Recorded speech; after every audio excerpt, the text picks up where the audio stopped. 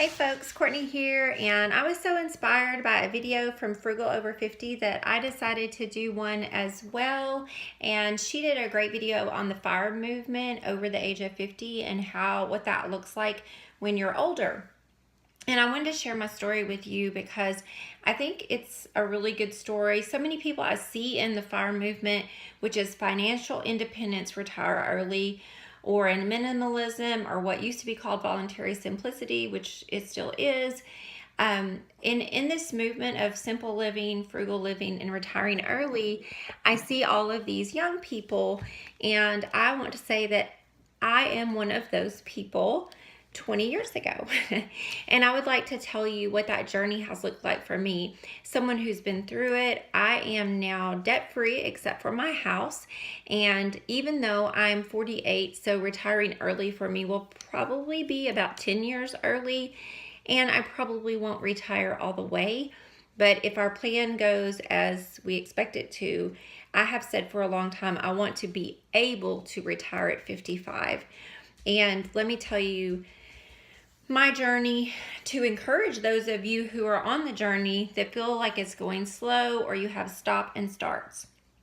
I've had a lot of lessons in my life. I was raised by Depression era grandparents, and I learned more from watching them than from listening to them.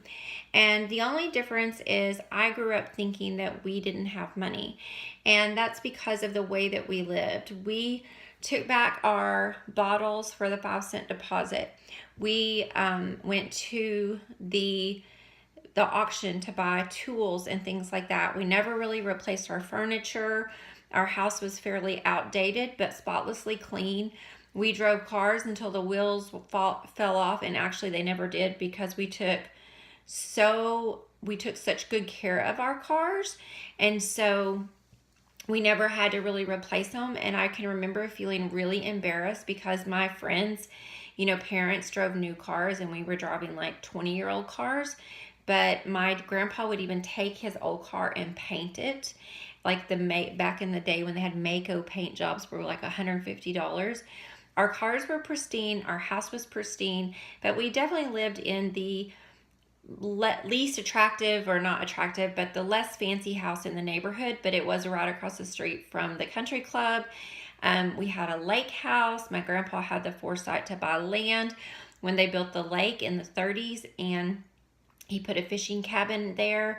Over the next 70 years, that land increased in value, and we had 3 different houses on there at different times.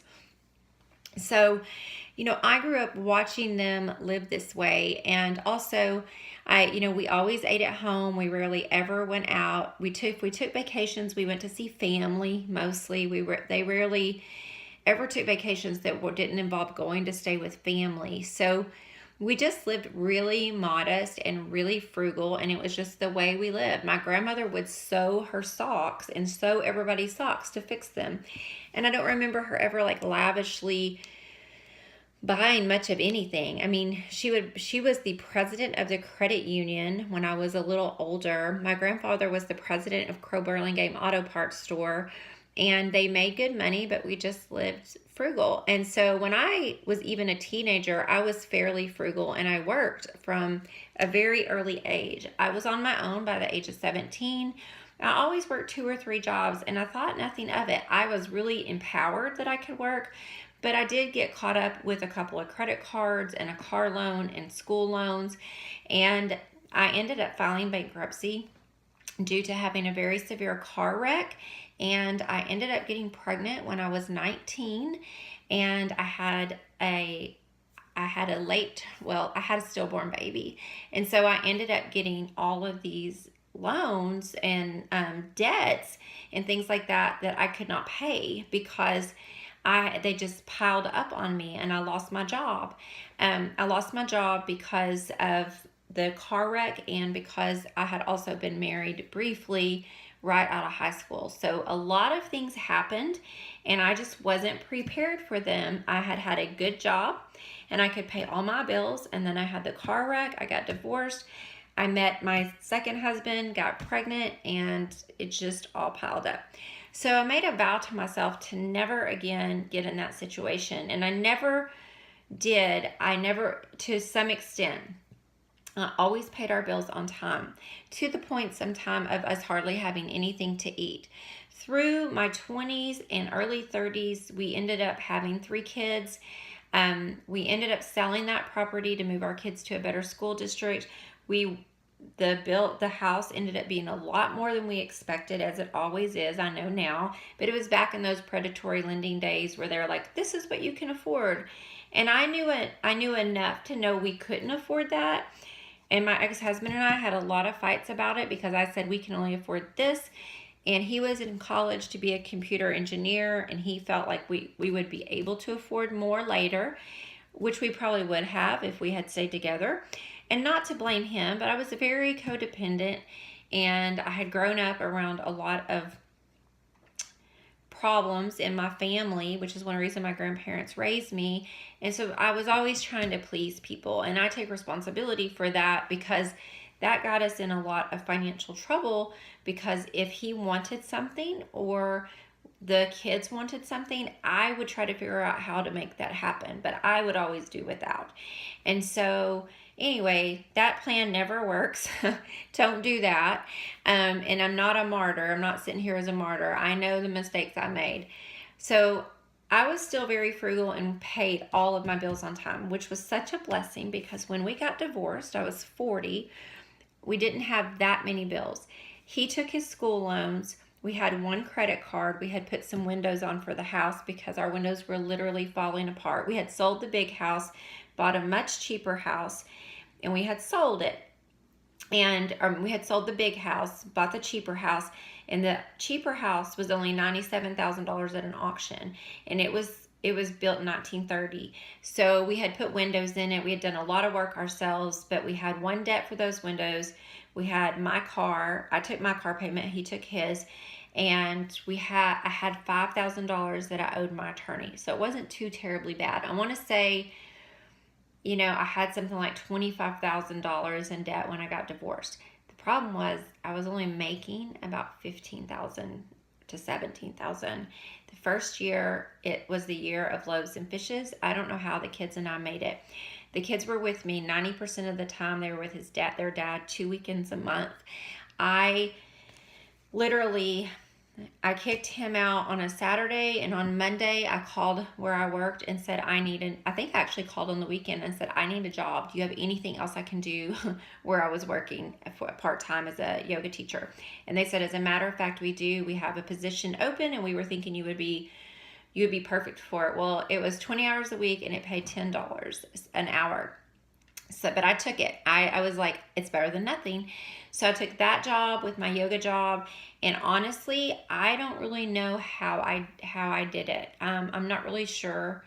I didn't. A friend gave me $1,000. I normally wouldn't take money from a friend, but I was desperate.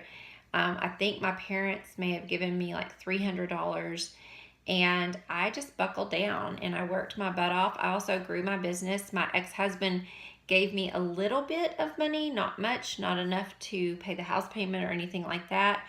And for that first year, we lived on scrambled eggs and peanut butter pretty much. And then I just kept building what was my side hustle up, and my business started doing better and better and better because anytime the kids weren't with me, I started working more. And so I will just tell you that I went from like 17,000 to 40 something thousand in a couple of years. And I also had a little bit of child support and alimony. I still lived extremely frugal, and I had great credit. So when it came time to finance the house, it took me going to 4 or 5 banks before I could find one that would give me a loan. But I ended up being able to keep the house on my own, bought it on my own. I ended up paying off my car, $5,000 to an attorney, and I paid off that Visa debit or that Visa card, all in just a matter of like 2.5 years. And I've stayed out of debt ever since. The only exception was I had a small car payment that I paid off a year ago, and I traveled for a living at the time, and I needed a vehicle that got really good gas mileage. So this living thrifty, we would not have, now at 48, I live on a 40-acre farm. We have, and I always hesitate to share numbers because I know everything is relative. My husband now and I met 7 years ago, and we were broke. And if you watch my other videos, you'll know, like, I had $150 in the bank, and he didn't have any more than that. We built our side hustle businesses up. He took a day job, I took a day job. So, well, I worked for myself for a while. I took a day job 3 years ago. We saved, we acted like we still only made $30,000. Well, I say each. Actually, we live on a lot less than that. We live on like $3,500 a month. Okay, everything we made above that, we saved. My husband saved all he could, and when we finally got someone to sell us some land, we only wanted 10 acres. We saved to buy 10 acres. My husband saved $48,000. I had no debt, and I planned on selling my house, and I knew I had some equity in my house. So, and I had paid a little bit extra on my house anytime I could. So when about 3 years ago, this land came up for sale, they would not break it up because I had such great credit. I was able to go to the bank and get a loan for the whole 40, and also while I have my house payment, making about $50,000 a year. So it's kind of miraculous, but I had a loan with this bank before. They saw that I always paid my bills on time, paid my bills off early, and they gave us a loan. We took out a loan to build the house. We put a big down payment on the farm, and as we built the house, my husband, and myself, anytime we could, we paid cash for anything out of pocket. So we paid cash to clear the land. I saved up to buy the appliances, and so we cleared the land and improved the value of our property from $3,000 to $9,000 an acre. This is going to be a long video, so I hope y'all can stick with it. The house cost us, I don't really know. We borrowed $217,000 for the house and the property for 4 acres and 40 acres and an 1,800 square foot cabin that is built solid and is beautiful. They valued it at $305,000. That was just for the bank loan before we did a bunch of other improvements. From what I can tell out here now, it's probably worth about $400,000, and we only owe $183,000. So we have a lot of equity. All of this is because I have lived frugally. We are now on a trajectory. I sold the house in town. We have $20,000 put back. I'm building a small cabin out here. There will be a rental. I plan on the money I get from that saving up and building another cabin and then another cabin. And that will create rental income to help support us. And we are paying on this house extra every time we can. So we work a little bit, we save, we put a big chunk of money on the house. Sometimes we just put a couple $100 extra on the house. Within 2 to 7 years, depending on how busy we are, we should have this house paid off. All of this is because we have worked our behinds off, and we have saved, and we have lived frugally. Our vehicles are paid off. We owe nobody. We have a boat, a four-wheeler, a tractor, 3 vehicles because we have a work truck, the house. We're able to take vacations if we want to.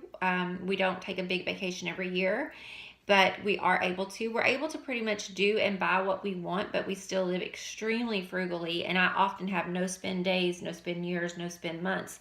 And we eat at home a lot and do all of the things you'll hear on my channel and other people's channel. The last thing I'd like to say to you is all of this, I believe, what we could call financial independence, retire early. I will definitely retire early. My husband will retire at 65. He's 12 years older than me. Today's actually his 61st birthday. And if he wishes he had known all of the stuff that, quite frankly, I've taught him over the years. He wasn't that good with money when I met him. He's great now. He's made really big changes. And now we should be able to retire financially independent, retire comfortably. And I will tell you, I see my poor parents struggle. They made good money in their lifetime, but they're now living on Social Security. And I don't want to be like that. I want to retire comfortably. And I think the FIRE movement, or voluntary simplicity, which if you've not followed that, I would highly recommend you take a course in voluntary simplicity. It's like $30.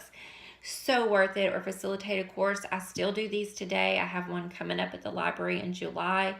I'm facilitating a living simply in a complex world book group for 6 weeks. I just do this as a volunteer. They have it at the Northwest Earth Institute.org, nwei.org. If you want to lead a book club and find like-minded people in your community, it's the best thing I've ever done. I've been doing it since I was 34 years old, and I love it.